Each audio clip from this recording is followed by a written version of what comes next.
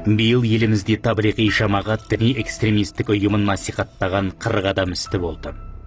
Бұлардың бәрі сатқындар, адам өлгенді ғана тілеп отырады.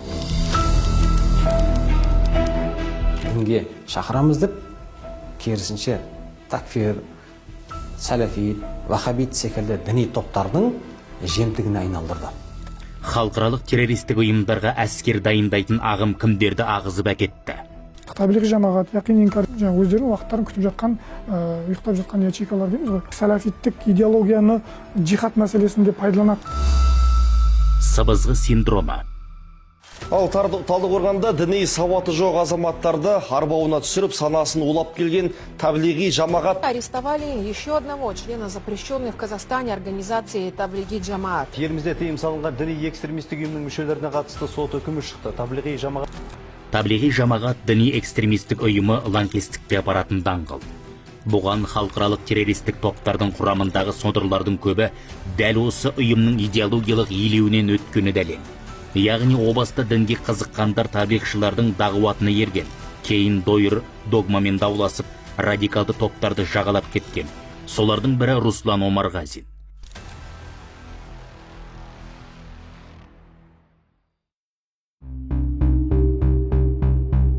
Ең алғашқы таблиғи жамағаты бәр жерде сақалдар бұлай бастығында сәлде жүреді ғой, ақ киім киіп жүретіндер. Сіз как жылан сияқты боласыз. Сыбызғыны ойнатып тұрады ғой, сол кезде жылан бүйтіп, соны арбалып тұрады ғой, не істерін білмейді. Сол сияқты болып қаласыз. Өйткені аналардың музыкасы сыбызғыдан шығып тұрған.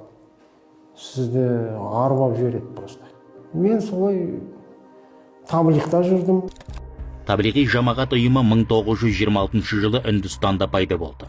Негізін Мәулана Мұхаммед Ильяс әл-Хандахлауи деген азамат қалаған. Ол сауатын медреседе ашып, кейін таблиғи жамағат ұйымын құрған. Орталығы Дели қаласы. Пәкістанның Карачи, Лахор қалаларында үлкен бөлімшелер бар. Медреселік жүйесінде көптеген өзгерістер пайда болды қазір.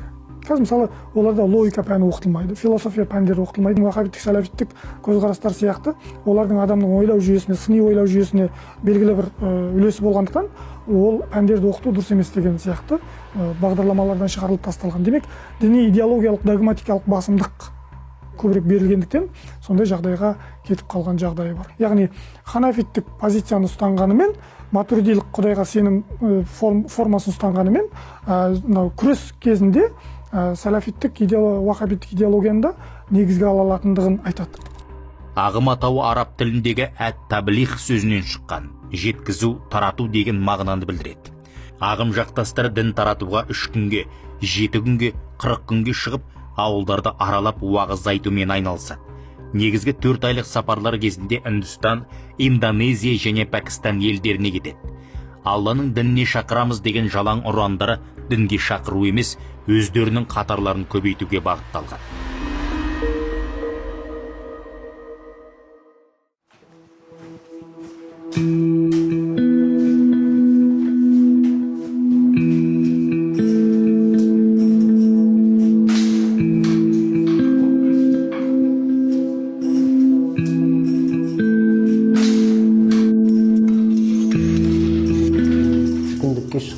Сол кезде мен Құранды алып шығып едім, олар біреу келіп маған ұрысты. Неге Құранды сен алып отырсың, неге вообще? Біздің кітап, фазаиль амал. Ол міне сол амалда бәрі бар. Мен таңғалдым, қалай сонда мен. Содан олар былай деп айтты. Негізінде Меккеге қажылыққа барғанша, одан да мына неге барған артық деді. Индия, Пакистанда үйретеді ғой сол. Таблиғтар ғылым мен білімге мән бермейді. Құран жаттауға құлықсыз. Демек жақтастарын рухани мәңгүрт етеді. Масылдыққа тәрбиелейді. Тікелей терроризмге шақырмағанмен лаңкестер ордасына сүйрейді. Сондағы мақсат не? Таблиғта жүрдім. Шын айтсам, бұлардың кейбір істері маған ұнамай қалды. Сәләфидікті көрдіңіз бе, маған ұнағаны дәлме-дәлдік. Мен ақиқатты іздеп жүргенде, адасып таба алмай жүрген ақиқатым міне осы екен ғой дедім. Намазхан емес адамдар бірдеңе проблема болса, еврейлерді кінәлайды ғой. Біз өзақ имамдармен біздің мына мемлекетте, мына бәрін кінәлайтын болды. Бәрін қанау керек, бәрін езгілеу керек, өздеріміз ғана біз солай тұру керек. Ал енді таблиғ жамағаттың кемшілігі, бұлар айтайық бір ауылға барады да, сізге насихат жасады да кетті болды. Ал ары қарай сізді олар қайтып көрмейді. Көру ықтималы өте төмен. Сонда сіз санаңызда дінге қатысты түрлі сұрақ туындайды. Сонда сіз не істейсіз? Ол сұрақтарды сіз басқа жақтан алуға тырысасыз. Адамдарды дінге шақырамыз деп, керісінше такфир, сәләфит, вахабит секілді діни топтардың жемтігіне айналдырды. Яғни анау қараусыз қалды, дінге қызықтырды тастатты кетті. Ол әлгіндей діни саяси топтардың, ұйымдардың құруына тез ілінеді. Өйткені ол ары қарай қызығушылық танытып, содан барып сұрайды. Білмеген екен олар оған дәйекті түрде әдемілеп тұрып түсіндіріп берген кезде, жас болсын, жасамыс болсын, солардың сабын толтыра бастайды. Таблиғ жамағат оларды былайша айтқан кезде балықты жағаға шығарып берсе, ар шетін қуырып жеуді қалған жаңағы діни ұйымдардың, діни топтардың, ағымдардың еншісіне қалдырып кетті. Жағада қалған шабақтың күйін кешкен Руслан қазір абақтыда. Сұрақтарына мардымды жауап таппай таблиғтардан такфирлік топқа ауысқан. Қоғамды айыптап, іштегі ішпенділікті уытты уағызбен қайраған. Сыбайластармен бірге қалталы азаматты өлтіріп, дүние мүлкін қолды етпек болған. Бірақ діттеген мақсаттарына жетпей тұтқындалды. Руслан Омарғазин ағамызға келетін болсақ, бір жаратушы бар, сол жаратушыны тануға, білуге, оған деген лайықты құлшылық жасап, лайықты құл болу мақсатында ізденген. Жиналыстар ұйымдастырған пәтерлеріне барып, жасырын уағыз насихаттарын тыңдаған, адамның ақылына сай келмейтін пәтуаларын естіп, бұл кісі одан бас тартқан. Салафизмнің жаңағы бір жағымды жағы дейді, қатардағы мұсылманның сол қиын болған күрделі діни сұрақтарға өздерінің жауап берулеріне, яғни өздерінің үкім шығару жерлеріне рұқсат беріп қоюында.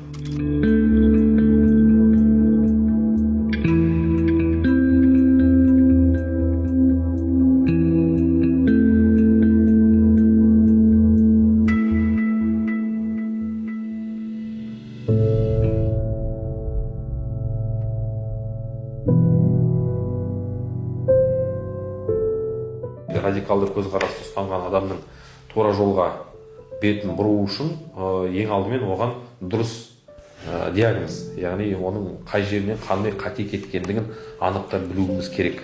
Негізгі дерадикализация бұл көп сатылы үлкен процесс. Бұл жерде жаңағыдай бір-екі күнде ғана адамды жаңағыдай радикалды көзқарасты ұстанған адамды әкеліп алып қасына отырғызып бірнеше Құран аяттарын айтып, немесе хадис көрсету арқылы оның райынан қайтару мүмкін емес нәрсе. Торға түсу оп-оңай. Сіз соңында кісі тарту керексіз сонда, иә? Оған тартқан сайын сізге бонус түсе береді, ақша түсе береді, иә, мысалы үшін. Амында сіз тартқан сайын сіз өзіңізді мен сауап жинап жатырмын деп есептейсіз. Сауап, менің бонустарым ол дүниеде. Мен көп нәрсені жоғалтып алдым. Егер де бұл идеологияны ұстанбағанымда мен мүмкін басқаша болар едім қазір. Осылайша таблиғтардың дағуатынан басталған адасу Русланның қолына қару алдырып, қылмысқа итермеледі. Отбасы ойрандалып, жақыны жат болды. Бірақ ол қазір өзінің сыбызғыға арбалған жыландай сиқырдың соңынан еріп, жат сенімнің қолшоқпарына айналған түсінген. Ең бастысы да сол. Өйткені қателікке ұрынғанын білген адам үшін өмірін қайта бастауға әрдайым мүмкіндік бар. Русланның ендігі бар мақсаты да қайта үйірін табу.